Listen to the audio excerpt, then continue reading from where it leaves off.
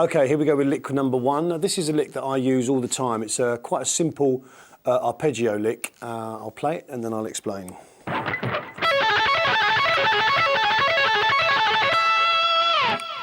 Okay, what's happening here is I'm pulling off from the 12 high E. Then you notice on this 10B and 9B, I'm basically playing the 10B, down to the 9B, then back to the 10B, and then I'm doing an upstroke on that 9 high E. Now I want you to pay attention to the way the pick works when it comes on up. So when you come back to that high E string, that's got to be an upstroke. So the only real thing to pay attention on this lick is that when you play it, you do a down, which is a pull-off, and then you do another down. And then after that point, it's all alternate. What tends to happen is when people do this, they go down and then sometimes up, and then they change it around.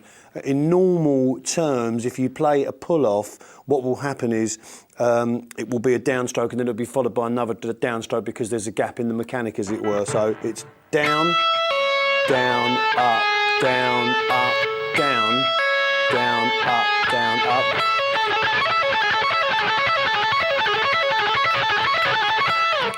Okay, I'm going to show you what you can do with this lick, and then I'm going to show you a few variations of it.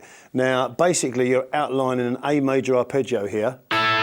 You probably noticed that as a D shape that would be normally played down here. But it's that, for those of you who know the cage system, basically it's that A chord there. Now, it's got an A flat in it, which would be known as the major 7th, but because it's going by so quickly, it doesn't really matter. So you don't have to be playing an A major 7 chord for this lick to work. If you're playing any kind of regular A chord, whether it be a Johnny Be Good or whatever, you can use this arpeggio over it, and this A flat will work fine. So basically, I don't want to go on too much about it, but just to give you an idea of where you can use it, if you had a typical sort of Johnny Be Good type chord progression, 4 bars up to D,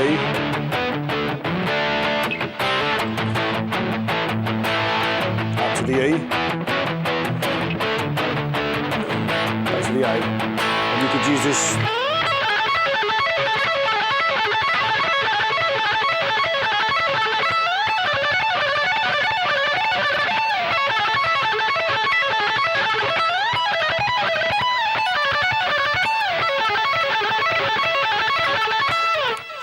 just made a slight edit to the end of that lick to make it fit into that pattern, and you will find that when you adapt this lick to different things that you'll have to make little slight adjustments in order to make it fit the timing. And what I'm doing is I just put that little lick in at the end, little 4-note lick, which is a pull off from 12 to 9, and then a downstroke on that 10B, and then an upstroke on that 9 high E.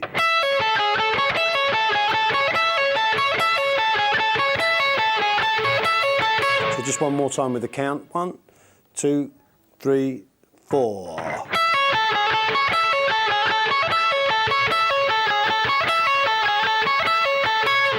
Okay, it's a great picking exercise as well, and because you've got that little pull off at the start, it's like running for a bit, taking a slight rest and then running. But what I want to do is I want to show you some variations on this lick as well, because there's a lot you can do with it.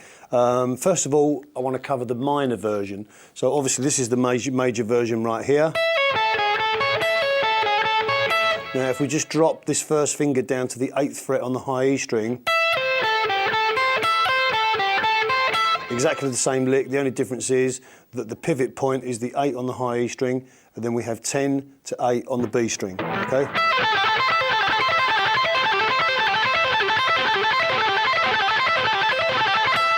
So we're going from major to minor. Major, minor, major, minor. Okay, also you can take this lick off over 3 octaves, and this I got this idea from a great guitar player called Michelangelo Batio. What he does is he gets this shape and then takes it down an octave, then down an octave. Okay.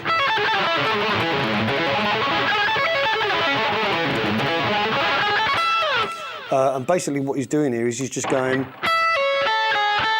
So instead of going back up as we did before, he goes 12 to 9 and then goes 10.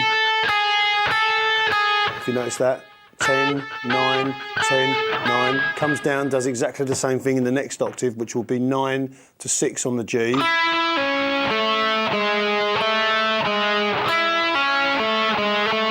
Then moves down to the next octave, which will be 7 and 4 on the A, and then you'll have 5 and 4 on the low E.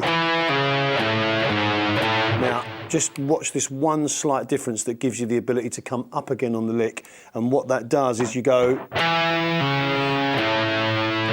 instead of going back down to that 4, you come up and play that 4 on the A strings. So in other words, it's exactly like it was when we first learnt the lick, okay? So if I just do it really, really slowly, and then you'll see how I come up. Down, down, up, okay?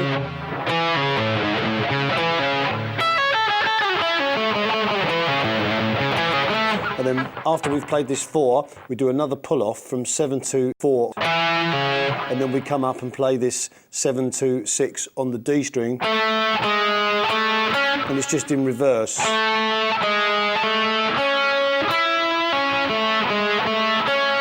Okay? And after we've played that pull-off from 9 to 6, we play from 10 to 9.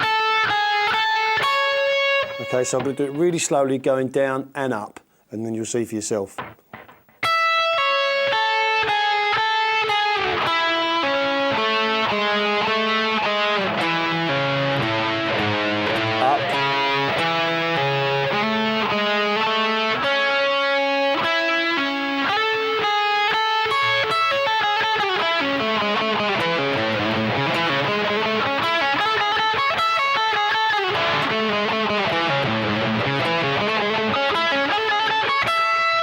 Okay, so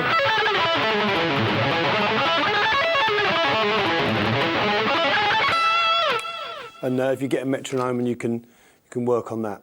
Okay, another variation on this lick that I'd like to show you, and this is a little bit of sort of a Zakk Wylde type influence, and this is a great way of playing, you know, in the regular pentatonic position, but also being able to work your way out of the box as well. So we're gonna use exactly the same technique, but instead of doing it in an arpeggio, we're just going to do it on the top part of the pentatonic, which is going to be 8 to 5 on the high E, and then 8 to 5 on the B string. Okay, and it's going to sound like this.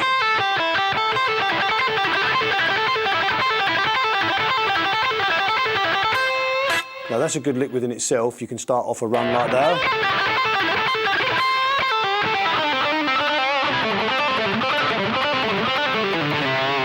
And you can basically, all I did there was took the same thing and went 7-5 on the G string,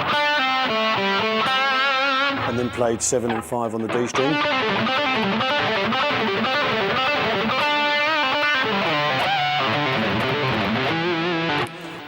And then you get the same effect. Now, what I want to show you with this run, if you know your pentatonic positions fairly well, this is going to be easier for you than someone who doesn't, but I'll go through them quickly for you. The first one is going to be 8-5, 8-5 on the high E and B strings, then it's going to be 10-8, 10-8 on the B and E strings again, that will be position 2. Then when we move to position 3, it's 12-10, 13-10 on the B, so 12-10 on the high E, 13 to 10 on the B string. Then we go 15 to 12 on the high E string, and then we play 15 to 13 on the B string. And then we go 17 to 15 on the high E string, and the same on the B string. And then we come back to the octave of what we were playing before, which is 20 to 17 on the high E and B. So if I just go through the whole thing slowly, you'll see what's happening here.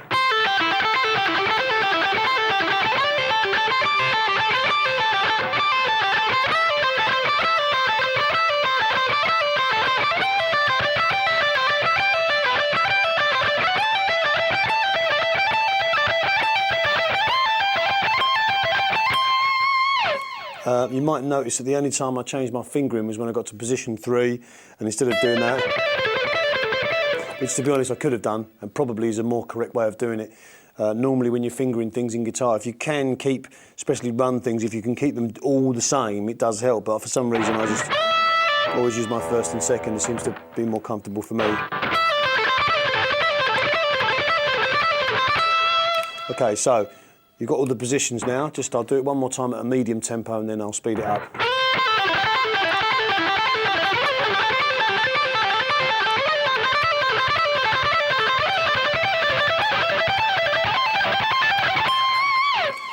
Now I'm basically doing 4 per pattern, okay? This is a triplet lick, so it's... Okay, so I'm doing it like that. 6 notes in the lick and I'm doing it 4 times. 1, 2, 3, 4, 5, 6, 1, 2. And then moving up, but it really doesn't matter. It's random, these type of licks. You can do it once. You can do it as many times as you want. So I'll just do it once fast and then we'll move on.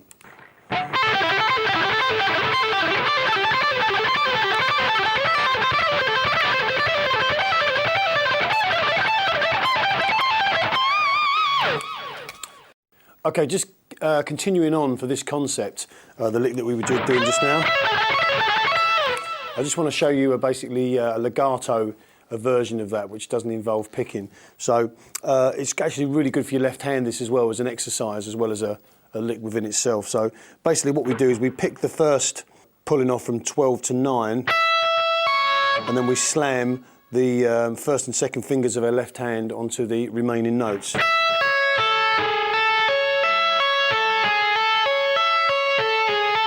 Now, if you can see my right hand here in the little capture, you'll notice that hopefully you'll notice it's dampening these bottom strings as I do this. And then basically what happens is I'm only picking the first note just to start the lick off.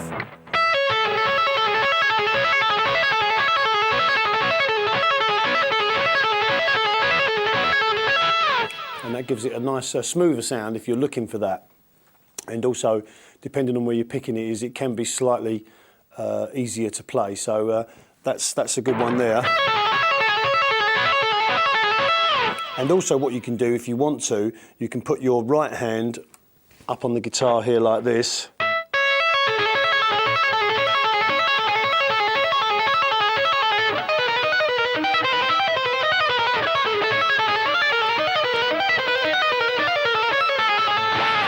And then just use that as a lick within itself. Okie dokie. I want to show you a little tapping version that you can do with this as well. It's similar to what we just did, but instead of firing off with a pull-off, what we do is we take the second finger of our right hand, as I mentioned before. Sean Baxter showed me how to do this, and I've been doing it ever since. And what I'm going to do is I'm going to take the 17... like that. I'm going to pull off from 17 high E to 12 high E to 9 high E. And then I'm going to slam the second finger of my left hand onto that 10B. Then 9 on the G. Then back to the 10. And then that 9 high E.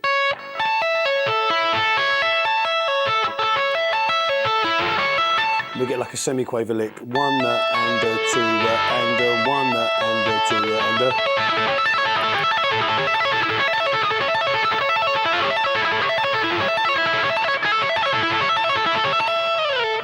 and basically you can follow any chord you want, that go down to G.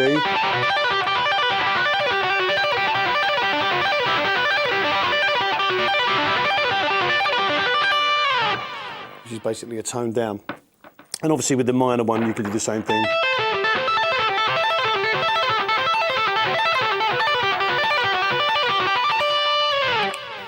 And that's a tapping version of it right there. Okay, I'm going to show you a more advanced way of using this lick now. This is quite difficult and does require a fair bit of practice, but I'm going to use a C major arpeggio, same shape, this one, but I'm going to start down here on the 7th fret low E string. Now this requires quite a bit of left hand strength, and some people call it left hand tapping, but basically you're just not picking. So what we're doing is this.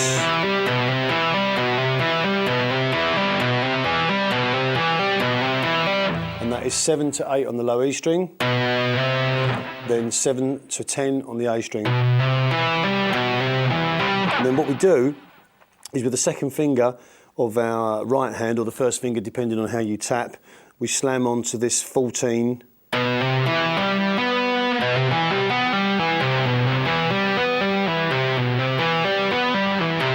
So it's basically like the lick we just played, but kind of in reverse. Now, where this starts to get interesting is when we slam this finger onto the 14th fret on the A string, okay, we then move our left hand up to the next position. So it's going to be like this.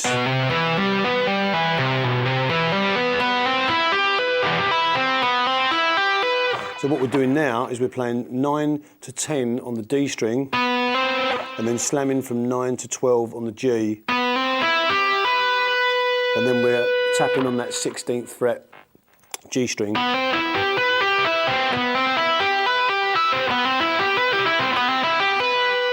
Okay, so just recapping on the first two. So it's fairly random. You can play each section as much as you want before you move.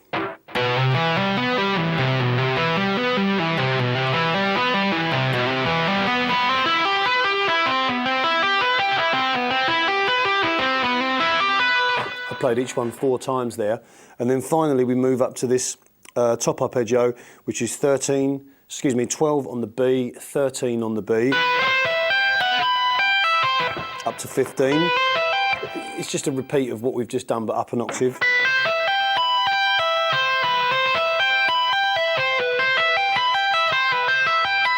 And just tapping up on that 19th fret on the high E string there. So it's a C major 7 arpeggio.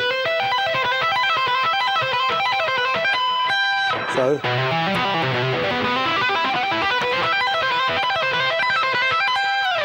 and then by randomly selecting the amount of times we're going to play each one, we can make a nice sort of long lick. So if we go,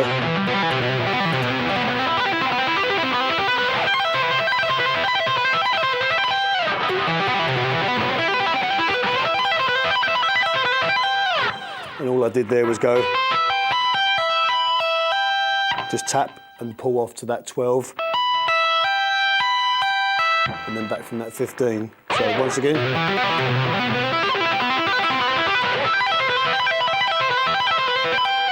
Now when we go down, we do the same as we did before.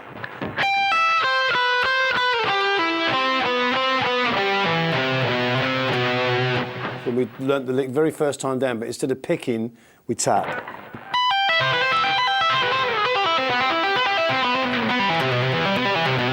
So we go, slide down, next one, next one, and then come back up again.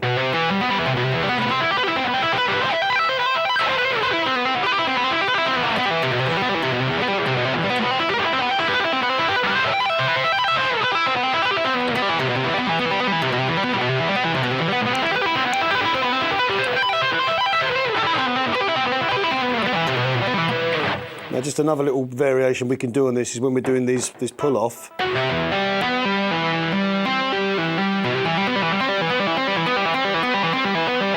I'm just doing that little tapping lick there, which is playing 14, pulling off to 10 on the A, pulling off to 7 on the A, then up to 15, so we get...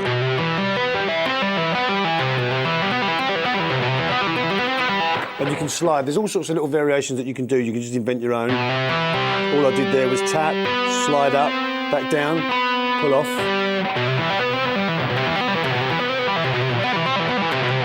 Move. Move.